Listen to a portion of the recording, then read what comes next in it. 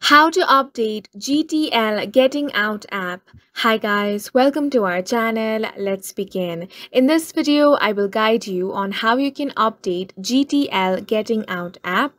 For that, you want to open up Play Store on your Android device. If you are on iOS device, you want to open App Store. Once you're here on your Play Store, make sure to sign into your Google account. Now, you want to tap on the search icon at the bottom right corner of your screen. Now tap on the search bar. Here, you want to type Getting Out. Now, out of the search results, this is the application you should be looking for. Here, you're going to find the update button. If you find the open option instead of update, it means your application is already up to date. Now, you want to tap on the update option. Once you tap on that, the downloading will begin.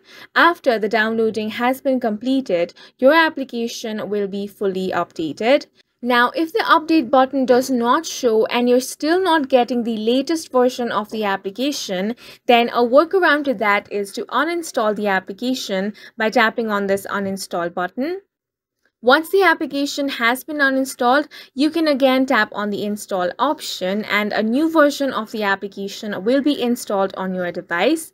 And that's it for this video. If you found it helpful, please make sure to hit the like button and subscribe for more videos like this.